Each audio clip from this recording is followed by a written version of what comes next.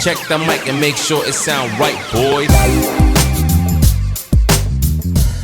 Finding the right role that complements your playstyle is not quite that easy. From the explosive duelist to the strategic sentinel, each agent in Valorant brings their own set of unique abilities. But it's not just about your agent choice. Your playstyle is equally important. Are you a passive player who prefers to hold angles and wait for the enemy team to come to you? Or are you an aggressive player who likes to push forward and take control of the map? There really isn't a right or wrong answer here, but finding the right role for you will make all the difference in your success. So in this video, we'll talk about the different roles, playstyles, and give you some tips and tricks on how you can find the perfect fit for you. So sit back, relax, and let's dive into the world of Valorant.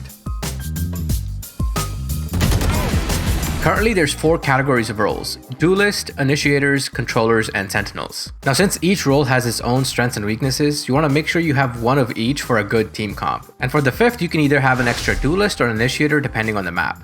And chances are, you probably already knew that. What people struggle with is understanding how they can get the most value out of the role. It's not just about getting kills or running it down on site and getting the bomb down, but being more strategic with your abilities and how you use them to set up your teammates.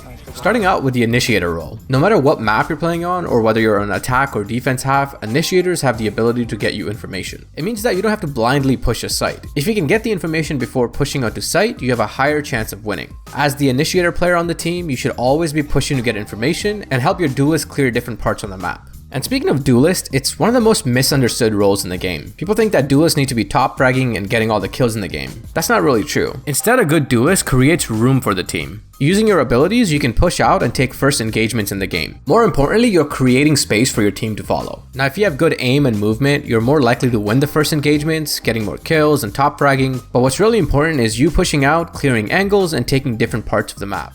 And it's much easier to take map control or site control if you have a good controller. Way too many times people push out without dropping smokes and will get absolutely annihilated from every angle possible. Just by dropping a simple smoke, you can block the enemy team's vision, helping you take site much easier. As the controller player, your goal is to play off the information from your Initiator and help your Duelist cover certain angles as they push up. Or on defense, your goal is to slow down the enemy team's push by dropping smokes at the right time.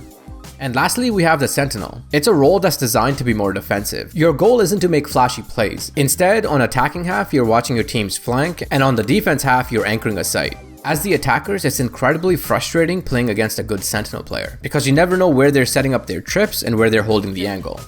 Those are essentially the 4 roles in Valorant. Oftentimes what you see in games is people will insta-lock a duelist or have to fill for smokes. And that's not really problematic, but people don't often realize that the role that you pick has to match your playstyle. Too often, the insta-locking duelist is lurking instead of creating space and pushing onto site. Finding the right combination of role and playstyle is essential for success. While your role is defined by the unique set of abilities and tools you bring to the team, your playstyle is determined by how you use those abilities. So let's talk about the different playstyles. There are essentially 3: aggressive, passive, and the combination of the 2. Aggressive players are typically the ones taking first engagement, while passive players are waiting for the enemy team to set the pace. And both are good strategies. If you're an aggressive player, you're more likely suited on a Duelist or an Initiator role. Both on attack and defense, you'll be able to use those agents to their full capacity. And alternatively, if you're a more passive player, you're more likely suited on a Controller or a Sentinel. And you might be asking yourself, what about the players that are both? It's just that you need to understand that at the micro and macro levels of the game, you don't want to be overly aggressive or overly passive. You want to be in the middle. For example, the Initiators that play super aggressive and not use their abilities to get information. Too many times, Sova or Skye will take a direct gunfight instead of using their abilities to first clear out that part of the map. There's nothing wrong with taking a direct gunfight, just make sure you use your abilities to give yourself an advantage. Or on the other hand, if you're a Duelist playing very passive and not helping your team push onto site, that puts your team at a very big disadvantage. So what do I mean by being both? Let's look at an example. At the start of the round, I'm playing very aggressive and holding this angle so that I can either get some chip damage or get a kill as the enemy team is pushing onto A. After getting the kill, I fall back and hold a very passive angle. My goal is to buy time as my team is rotating. My Astra makes the call that the enemy Omen potentially TP'd Hell.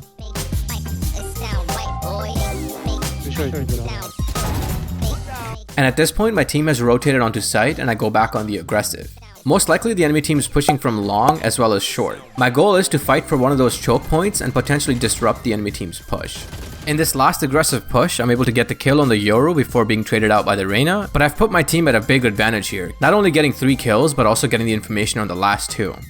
For each round, you'll go back and forth between being aggressive and passive until you come out on top and win the round. And on certain roles, you might play the whole round very passively. For example, Sentinel holding a site. And lastly, don't forget, the role that fits you best is the role that you enjoy playing. It'll take time to improve your playstyle and the role that you're filling in for your team. Make sure you put in some time to at least try out the different roles and figure out which one you like best. And remember to like and sub to the channel for more content like this, and I'll see you guys in the next video. It sound right, boy.